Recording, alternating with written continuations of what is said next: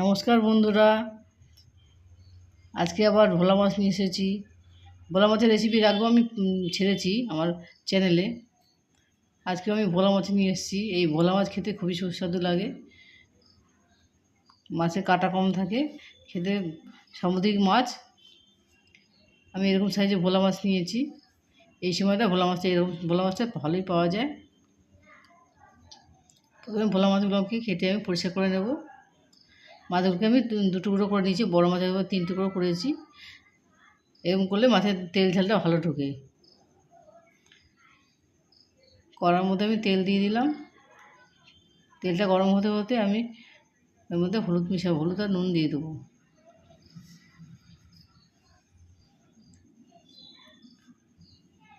ভালো মতো করে নুন হলুদ মাখিয়ে নিচ্ছি। এই সাইজে ভোলা মাছগুলো খেতে খুবই সুস্বাদু লাগে। এই ভোলা ভেটকিগুলো খেতে তেলও বেরোয়। এই বড় মাছের থেকে এই তেল দিয়ে বিভিন্ন রকম ওষুধও তৈরি হয়। ভোলা মাছগুলো বাড়িতে রান্না করে দেখবেন। যারা অনেকেই হয়তো ভোলা মাছ পছন্দ করেন, তারাও রান্না করে খেয়ে দেখবেন, খুবই ভালো লাগবে। আমি অল্প অল্প করে মাছগুলোকে ভেজে নেব। ছোটো মাছ হলে কী হবে, ছোটো মাছ হলেও এই মাছে খুব নরম হয়, কিন্তু খুব সুস্বাদু হয়, নরমও হয়।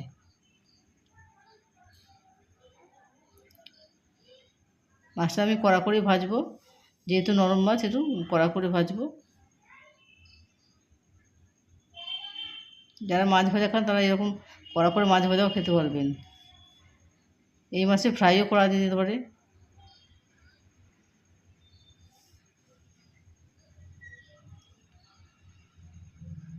সমস্ত মাছটা আমি আস্তে আস্তে করে ভেজে নিচ্ছি।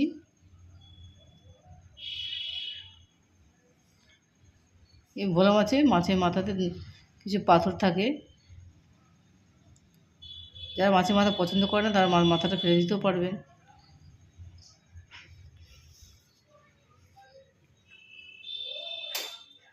মাথাগুলোকে একটু ভালো করে ভেজে নেবেন।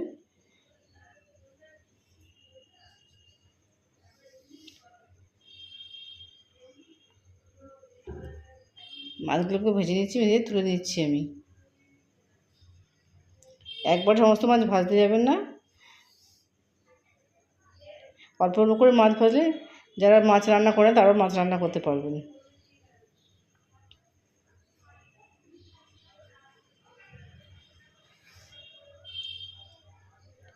আমি এই তেলেতে আবার পেঁয়াজ দিয়ে রান্না করব। পেঁয়াজ টমেটো দিয়ে আমি রান্না করব।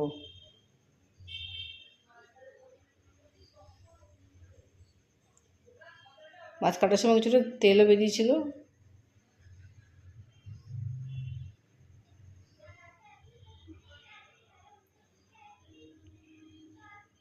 বেশ কড়াভাবে ভাজা হয়েছে মাছগুলো।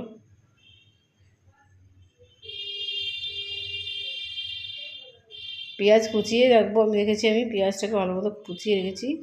একটু বড় সাইজের পেঁয়াজ নিয়েছি আমি।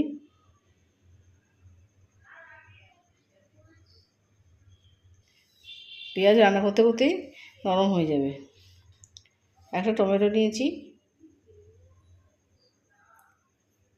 কড়ার মধ্যে আবার তেল দিয়ে তেলটা গরম করতে দিয়েছিলাম, ওর মধ্যে পেঁয়াজটা দিয়ে দিলাম আমি।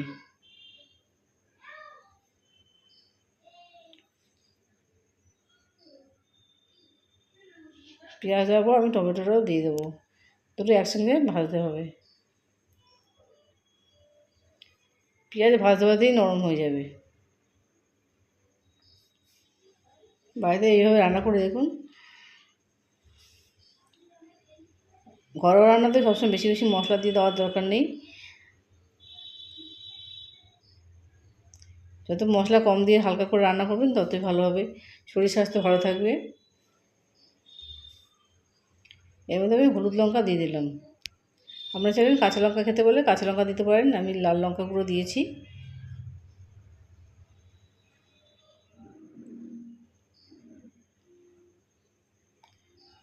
নাড়তে নাড়তে পেঁয়াজ থেকে রস বেরিয়ে আসবে, জলটা বেরিয়ে আসবে, টমেটো থেকেও রসটা বেরিয়ে গলে গেছে, প্রায় অনেকটাই গলে গেছে।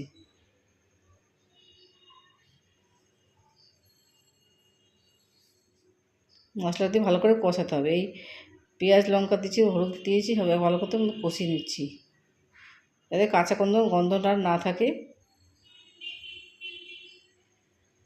প্রায় শুকিয়ে নিয়ে আসবো। মাখা মাখা হয়ে গেলেই তবে আমি এর মধ্যে জল দিয়ে দেবো। এবার পরিমাণ মতো আমি নুনটা দিয়ে দিলাম। আপনারা আন্দাজ মতো নুন দিয়ে দেবেন, যে পরিমাণ মাছ থাকবে সেই পরিমাণে আপনি নুনটা দিয়ে দেবেন।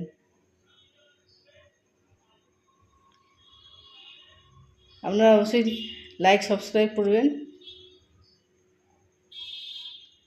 আমাকে কিছু জানার থাকলে আমাকে অবশ্যই জানাতে পারেন।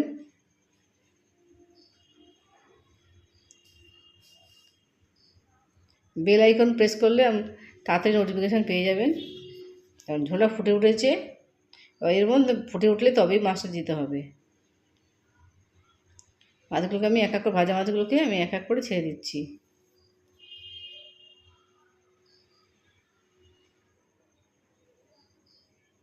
ফুটিয়ে বেশিক্ষণ রাখবেন না, ভোলা মাছ যেহেতু নরম মাছ।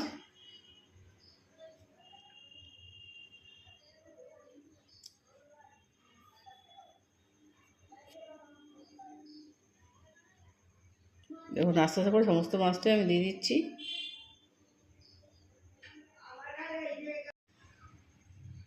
সমস্ত মাছগুলোকে দিয়ে দিলাম আমি। ফুটতে থাকবে, একটু ফোটার জন্য যে একটু আওয়াজটা, গ্যাসটা বাড়িয়ে দেবেন। এই সময় গ্যাসটা জোরে বাড়িয়ে দেবেন।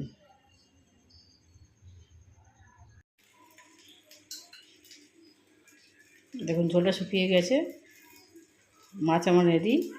শেষে আমি ধনেপাতা ছিটিয়ে দিচ্ছি। গরম গরম অবশ্যই ধনেপাতাটা দেবেন, গন্ধটা খুব ভালো বেরোবে। রেডি আমার ভোলা মাছের ঝাল, অতীব সুস্বাদু, লোভনীয়, হেলদি। এই মাছটা বাড়িতে অবশ্যই রান্না করে দেখবেন, নিজে খাবেন, সবাইকে, পরিবার সবাইকে খাইয়ে দেখবেন।